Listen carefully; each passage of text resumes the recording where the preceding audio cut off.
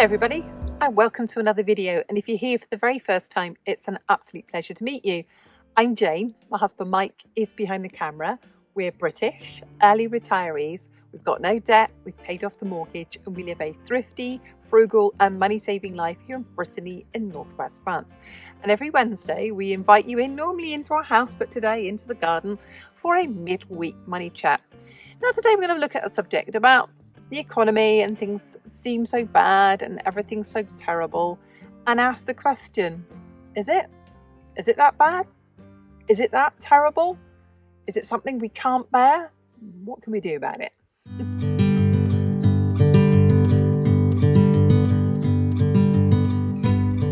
It must be so frustrating to be a younger person at the moment and look at older people and think, oh, you had it so much easier than we do.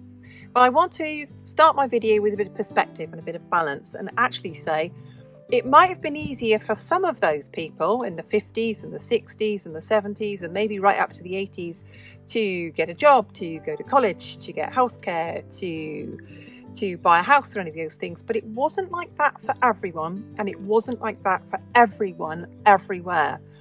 All over the world, throughout history, there are people who have suffered in precarious circumstances where they haven't known whether the water that they're going to drink is going to quench their thirst or kill them, whether they're going to eat today or whether they're going to have a roof over their head tonight or tomorrow night. So it certainly hasn't been easy for everyone everywhere. I really wanted to start with that first of all. And if I just use the example of the UK, where I come from, there are plenty of people that I knew when I was growing up in the 1970s who definitely didn't have it easy.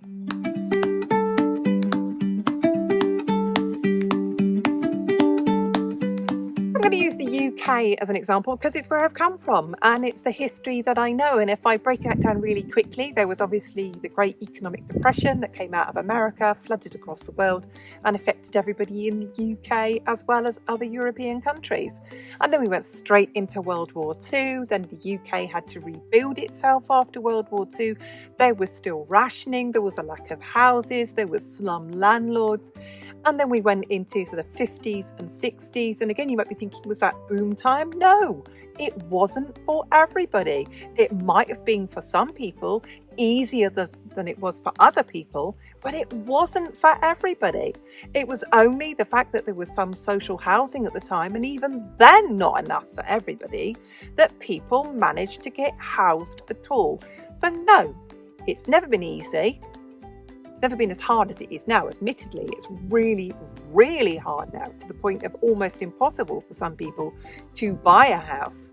But it's never been easy. I really want to put that out there and say that for huge sections of society. Now, I was teaching right up until 2018, and I only ever taught in very rundown, underfunded, poor areas.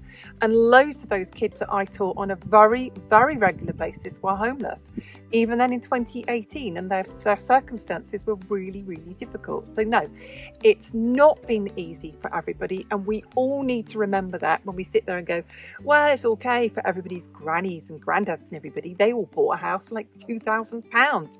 Look at us now trying to buy one for $500,000. No, it wasn't always easy. It certainly wasn't easy for everybody, and let's get that into perspective to start with.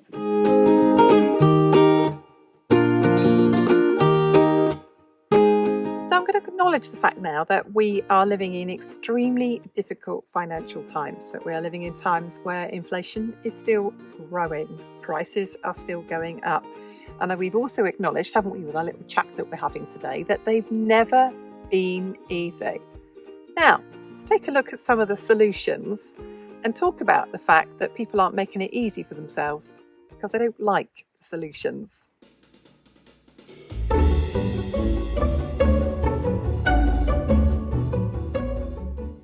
Now, I know what you're thinking. You might be saying to yourself, how do you know that people don't like the solutions to all of these financial problems that they're having? Well, I'm a member of probably 10 or more social groups on Facebook where people talk about saving money, budgeting, living frugally, And they're all really good in the main, and people share solutions to problems because people will pose a question. How do I deal with rising energy bills? How do I cope with the cost of running a car? How do I feed a family of 6 and so on? And in the main, it's kind of two camps. The people who just sort of become stoic about it and take it on the chin and realise that they have to find their own solutions to their own issues. And those who kind of rail against it. And it's kind of 50-50 really. So there are people out there, and I know it because they write it all down, that they don't want to cook at home. They don't want to budget. They want to live for today. That they don't want any financial restrictions put upon them at all. That they don't care that they're in debt because it's all about making memories, not paying off the memories that they've already funded. They don't like the housing solutions. They don't like the solutions to food. They don't want to sit there and cook every night. They don't want to batch cook. They don't want to give anything up, and they still want to have holidays. So there is my evidence that people are out there and they don't like the solutions. And on the other side, there are people who are finding solutions. Increasingly, we are seeing people leaving one country and going to another one, and some extraordinary countries that I wouldn't have even thought of. So they're moving to places like Romania, they're moving to places like Bulgaria. They're saying, I can work anywhere that there's an internet connection. And they're taking their families and rebuilding their lives in a completely different country, in a completely different way of life. And off they go. There are people who are turning around and saying, look, we're not going to get married, we're not going to have children until we're economically stable. And what we're going to do is we're going to be roommates. We're going to rent a room, a furnished room in a house off somebody who's renting a room out, pay for that, and everything else that we would have spent on rent, that we would have spent on energy bills, that we would have spent on buying furniture, we're going to put every penny of that into saving for a house. You would be amazed at how few people take that as an option when they're trying to save for a house. They just won't countenance the idea, won't even think about it. Saying, well, how can I afford to save for a deposit for a house when my rent is $1,500 a month? Because you're paying $1,500 a month and not $700 a month for a room. That'll be why. And people don't like the solutions. 50-50, remember what I said? Some people are prepared to do whatever it takes. Some people are happy to say, every Saturday I will batch cook. Every weekend I will do an extra day's work. I'll do a shift down the pub. I will save up some more money. And some people really do not like the solutions to those financial problems.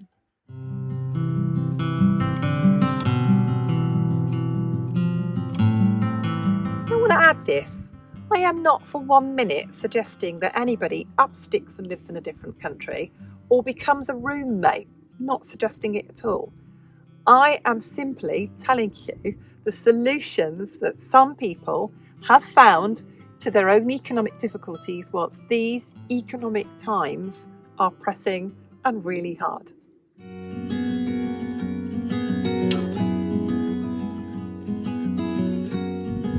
We'll talk now about some more solutions, and they're not always great and they are not always palatable. And there's something I really want to add in here. I'm 58 years old and we've lived through 4 really significant economic difficult times. So the 1970s in the UK, for the kind of background that I came from, really difficult to get housing, really difficult to get a job, really difficult for women to get work, low childcare, all that kind of stuff. Boom and bust in the 80s. And moved to Plymouth in 1996, still shops boarded up, still unemployment everywhere, nothing really fantastic happening anywhere. Then into 2007, massive global economic crash, then right up to post-COVID, and everything's just galloping inflation and really hard. So yeah, it's really rough, it's really hard, but these things come and these things go. Let's have a quick chat now about those solutions, even if they're not palatable.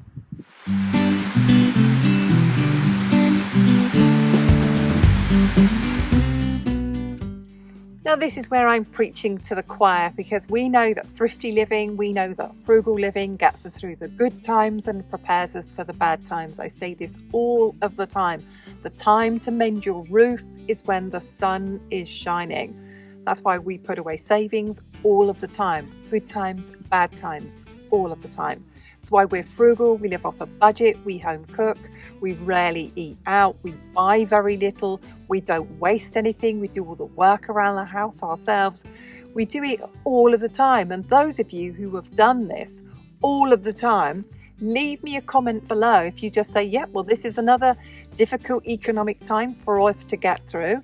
And frugal living and thrifty living is what's getting us through it.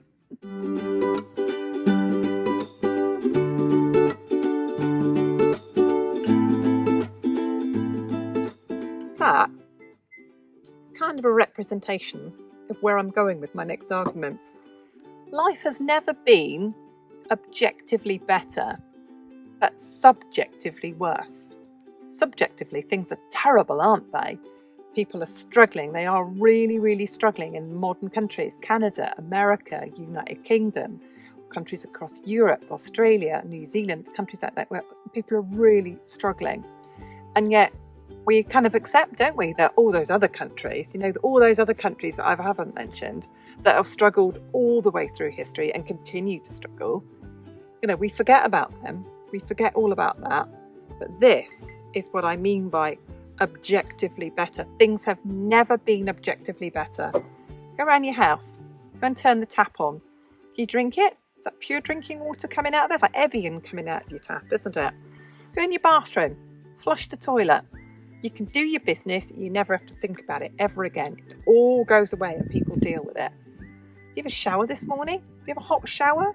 Did you put on clean clothes? Did you sleep in a bed? Did you have aircon? Do you have heating? Can you lock your door? Are you safe in your country? Is anyone going to blow up your house at any moment in time? Are you living in a war zone? Thoughts go out to everybody who is, and I know some of you watching this are. Are you safe? Do you have freedom? Do you have choices? Do you have choices of who to love? Do you have choices? Would once upon a time the person that you are in love with, would that have sent you to jail? Or would you live in a country where if you were in love with that person now, it would mean the death sentence for you? Are you living where you as a woman can choose what to do with your body?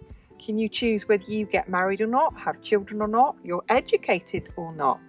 See what I mean where I'm going with this and my example of the pure drinking water? Actually, life has never been objectively better. Are you likely to die of some contagious disease caught from the water that you drink, or the air that you breathe, or the people that you work with? Do you have access to healthcare? When you had your babies, did you think to yourself, well, I better have 14 of these babies because at least 6 of them are going to die? Did you have to ever think to yourself when you went out to work in the morning, well, I'm probably going to be blown up by the time I get to work by lunchtime, or I might not make it. Better, leave that in order. So things have actually never been objectively better, but subjectively worse, because we compare it to the things that other people have. We compare it to the houses that other people have. We compare it to the food that other people eat. We compare it to the retirement that other people have. We do this thing all the time. And it's almost like we measure our life in like quality of life minus envy. But really, I have another drink of my water here. Things have never been objectively better. When we have these midweek money chats with you, and I chats with you on Friday and I chats with you on Sunday, you answer back in the comments and we love them and we read every single one of them. And I know some of you read the comments and I watch you have a chat with each other in there. So, handing it back to you. Are things really so very, very terrible and getting worse? Thanks for watching. Thanks for all your comments. We'll see you soon. Bye for now. When we wake, hear the birds and see the sun. Side by side our fears are done. Oh, the good times just begun. Oh, we know what we have, let's hold on tight. Found what we're looking for in life. Call us crazy, but things are finally right. With you and I, the view